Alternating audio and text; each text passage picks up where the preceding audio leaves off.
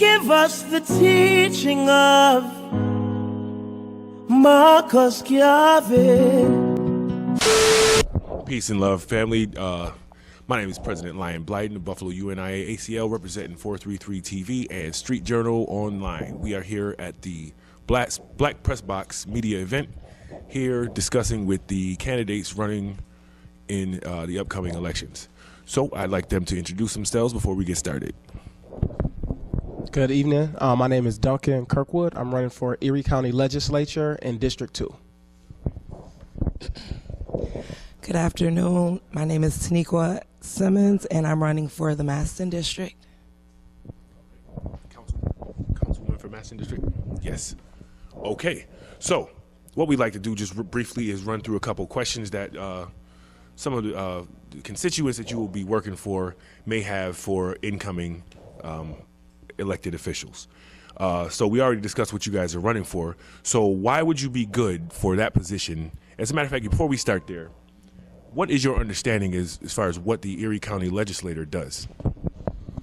So the Erie County government as a whole really focuses on quality of life issues. So they run Veteran Affairs, not the Veteran Affairs Hospital, but they have a Department of Veteran Affairs, Senior Services, Youth Services, Social Services, Child Protective Services. So they really deal with quality of life issues.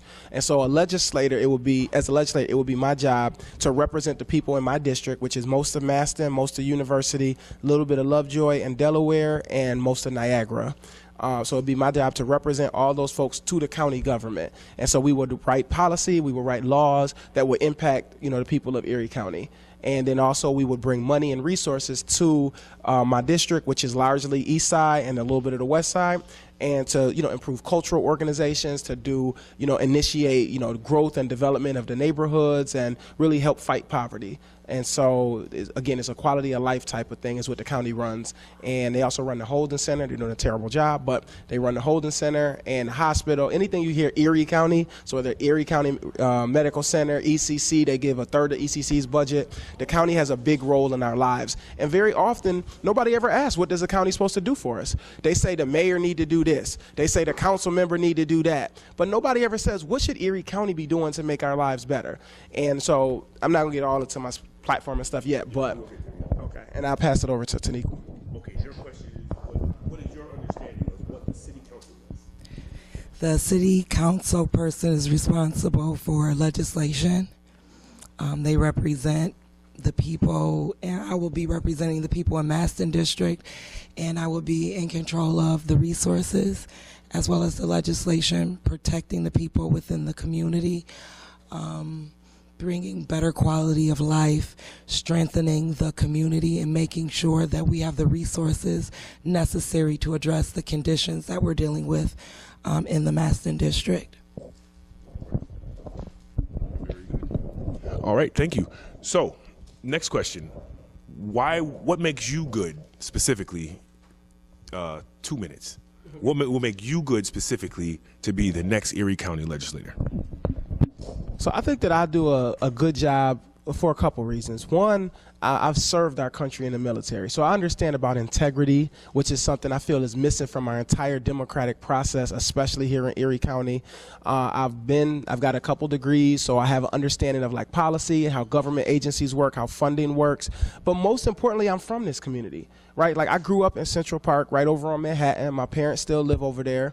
I still live on the east side, right off of Bailey on Warwick, me and my family. And like I could have left, or I could have, ran away or moved out to the west side or to the suburbs or something, but no, I want to make the community better, and you do that by being a part of the community. You do that by being involved with your block club. You do that by teaching the young folks how to do things the right way. And so I think I'm uniquely qualified because I'm the same person who could go to Langfield and go door to door at night and have no issue, no concern, no fear, and just laugh and joke and connect with folks. But I could also go to Albany and go sit in Senator Kennedy's office and talk policy and talk about how his stance on a given issue is going to impact our communities, right? And so I think that having someone in there who can really touch a broad base of individuals, whether they're white, black, Hispanic. In my time in the Army, we worked with people of all religions, of all races, of all nationalities. And at the end of the day, you learn that people generally want the same thing, right? They want their family to be taken care of. They want their kids to be safe. And I have a good understanding and ability to connect with people in a real way, right? Like, not to say to agree with them, right, but to understand kind of where they're coming from so you can get stuff done. Because ultimately, the measure of a lawmaker is to get stuff done. So when there was the raise the age legislation and nobody in Buffalo was talking about it, I was there bringing awareness to the raise the age legislation. And because of that, Senator Kennedy, 10 minutes before our press conference, called me, his office called to say, we're going to be a co-sponsor. All of a sudden, right? When Trump came to Buffalo, right, and there was a big, huge anti-Trump rally, I was there with other individuals from the community fighting against the Trump. And none of these other candidates, I'm not talking about Tanika, but none of the incumbents or nobody else was there when it was time. When we had this fire, when India Cummings issue happened and BARC, the Buffalo Anti-Racism Coalition, was doing events, when people was leading the charge, I wasn't leading, but I was there fighting the power, standing up against their protesting because it was important, not because it was a political thing. Okay, so you said 2 minutes, sorry. All right, so I just think that I have ability to connect with people and I have an understanding of policy, and I've actually done policy work in 2 different states. Let me re-ask that to Sister Tanigua. Okay, so what did I say? So you are running for city council. So what makes you specifically good for the position of councilwoman in Maston District? Well, what makes Tanigua Simmons an excellent candidate for the Maston Council District is the 27 years that I have put into the community. I've worked with various community organizations. I have a community organization myself, Power in Numbers. I'm also a Block Club leader, Buffalo United Community Coalition. And I've worked with many politicians. And over these 27 years in trying to make an impact on my community, I found that the biggest problem was the quality of the leadership not listening to the people. So I'm tired of fighting legislators. So I have decided to become a legislator. I am very familiar with the politics and the impact of various policies within the community. I've been impacted by those poor legislation and poor leadership. So my 27 years of working in the community, with the community, and for the community makes me an excellent council person to represent the people, because I am the people's champ. Thank you. All right, very good. So you sort of outlined a couple of those just now when you were speaking, Tanigua. So what I wanted to ask, the next question is, what are the top 3 issues that you see for you, Duncan, in Erie County, and for you in the city of Buffalo? So I'm gonna try to keep it short. I don't know if I can narrow it to 3. 2.5 minutes. Okay, I'll do the time. Okay, so first is the Holden Center. It is a facility where people are mistreated. We are overly arrested, and whether we're guilty or not, we overly arrested, and then we put in a holding center. Then they price gouge us to use the phone, to do the video chat for the commissary. They torture us in solitary confinement. Then they send us back out with nothing. So the recidivism rate in our holding center is 80%, which means 8 out of 10 people who leave are back within the same year. That is going to be one of my top priorities, is to reduce that recidivism rate, because there's going to be some changes in the holding center. Right now, the 16 to 17-year-olds are in there. But because the raise the age legislation passed, they're about to be taken out. Well, when they go out, the Buffalo Public Schools teacher that teaches them to keep them on track, they're going to leave too, right? So that means the adults who were getting benefited from that education, they're getting that extra education while they were in there, now we'll have nobody to teach them. So if I'm elected, I'm going to make sure we put money in the budget so we can have assigned staff over there, not just to teach them so they can learn a little, but the county pays a third of ECC's budget. They should be in there, once they get that credential or they got their high school diploma, they should also be getting ECC credit. Well, because they're there anyway, so they ain't got nothing else to do. Let's give them something constructive to do to benefit themselves so they don't end up back in the holding center, which really is like a treatment center now, because most of the people in there aren't like violent criminals. It's addiction related, it's mental health related, it's poverty and survival related. And so we really need to be creating ways to get those people support so that they don't end up back. Second thing is social services. Erie County is one of the least diverse agencies in the entire New York State, right? And so At every level, we need more diversity. We just need it to be urgent, where we need diversity all throughout Erie County. And you can see, because what that looks like is when CPS comes to our houses, it's some lady from West Seneca, East Aurora, and they don't really understand our people and our community like that, which is why black people make up 15% of Erie County, but almost half the kids taken out of the homes are black kids. And then children's services, where you will go to get services to help, the Erie County just voted to move that, and they're moving that to Apple Tree Mall. So instead of going downtown to get services to help keep your kid, now you got to go out to the Apple Tree Mall. The next thing is opportunities for the youth, and I'll kind of blend this with the lead abatement. We need to abate the lead issues in our community. Like, our children are being poisoned, and everybody knows it, and everybody acting like it's just normal. Like, no, we need to repipe the entire city of Buffalo. Right? Now, that's a huge, expensive public works project that don't nobody want to talk about, but I look at it the other way. It's an opportunity, because we can put young people to work. We could train the residents who live here over the next 5 years. Now they making money, so what happened? When you got a job, you ain't shooting people. When you making good money, you buying your houses. You're not robbing people. And so at the same time, they have a vested interest because they're helping build the community. So those are just a couple. I'm not going to go into all my issues. I'm trying to be respectful of time, but the county has a major issue in our lives, and we need leadership, and we need someone who's going to bring the urgency from our community. And I hope I can be that person. Top 3 issues, or not really top 3 issues, just what are the main issues that you see in Buffalo, for the city of Buffalo, that you'll be able to deal with? Well, the main issue that we see in the city of Buffalo is gentrification. You have lifetime city residents that are being financially phased out of the community through lack of resources, lack of information, lack of knowledge, and lack of leadership. We have a misappropriation of funds. We have a lack of accountability and transparency, and we are not empowering the people. We have urban gardens that are popping up in our community, and they're not legislated. There's no testing of the soil. There's no posting of these tests. There's no identification of where this produce is going. The soil is contaminated. And when we talk about lead and the cancer cluster in which we live in, urban gardening is essential to address. We need healthy and responsible urban gardening. We need anti-displacement legislation, which includes rent control, rent stabilization, more assistance for homeowners, and community land trusts. There's no reason why the community should not be in charge of what is transpiring in the community. We have Family Dollars that are popping up, but we live in a food desert. This is by design. We are designing and building apartments for people to come into our community, but we aren't addressing the needs of the current residents. We have sidewalks that are missing. We have bike paths that are abundant, but we have seniors and disabled people who are walking in the streets because of the sidewalks and the misappropriation of funds, and we are not allowing transparency and accountability. So we have all of this economic development that is coming into our community, and we are watching it. We ride past these developments. We see no people from the community. All of these people are from the outside. So this economic development that is taking place in our backyard is what needs to be addressed. We have Section 3 people that have been trained for the last 20 to 30 years. Where are they on these job sites?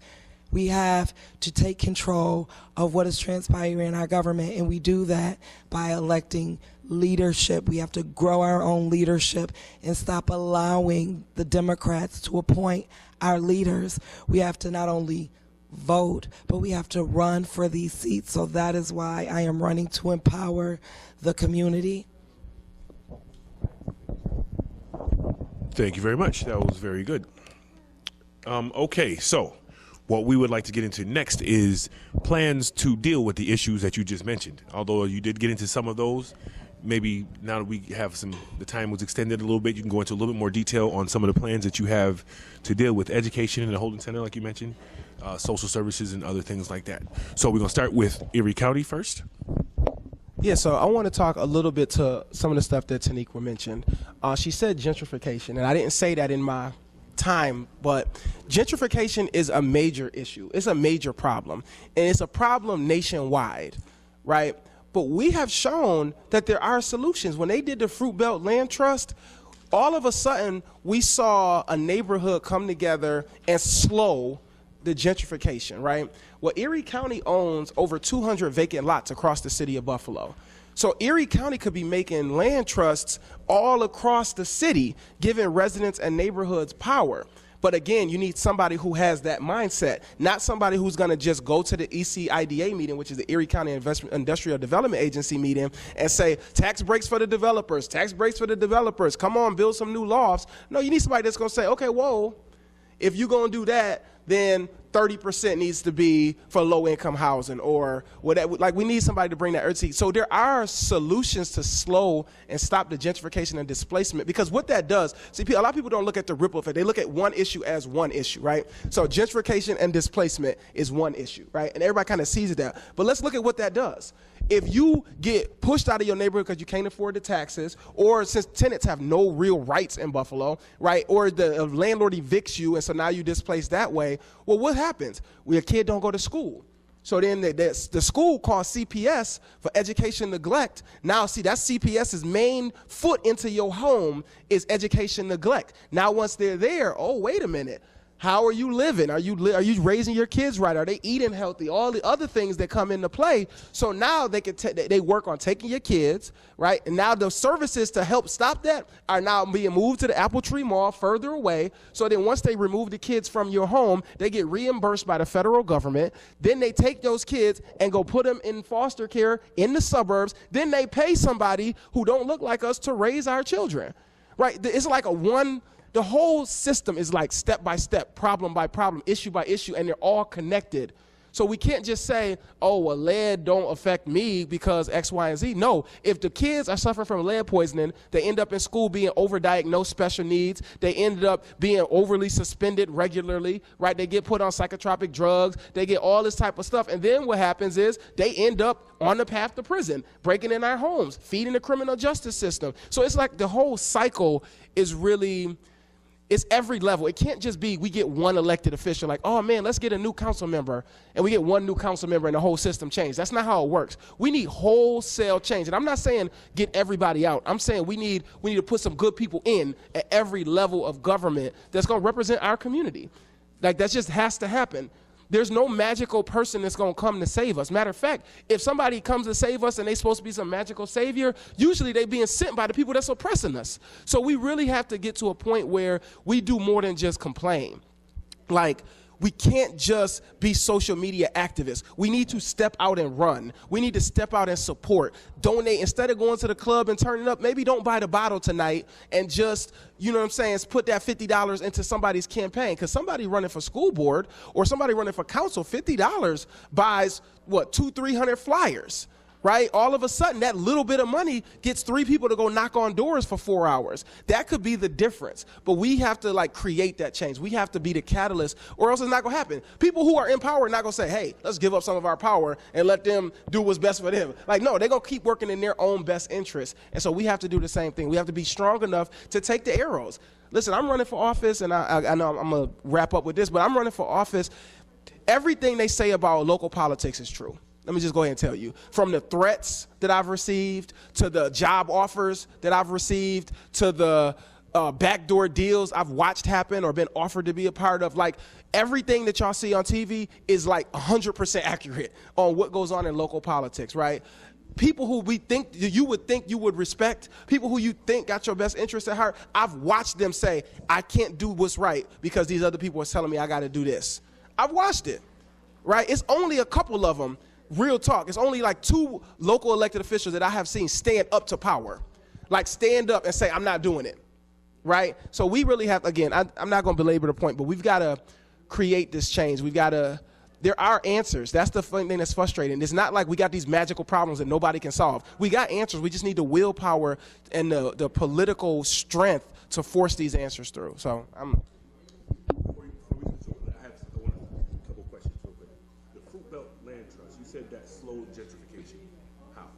So with the land trust, what they did is they were given ability to a lot of the vacant lots in the fruit. So just say it's like house, vacant lot, vacant lot, house, right? So instead of one developer coming in and saying, hey, City of Buffalo, I'm gonna get all 50 lots for like 4 or 5 streets. Now we'll buy the 3 houses that's in between and we'll put up an apartment complex.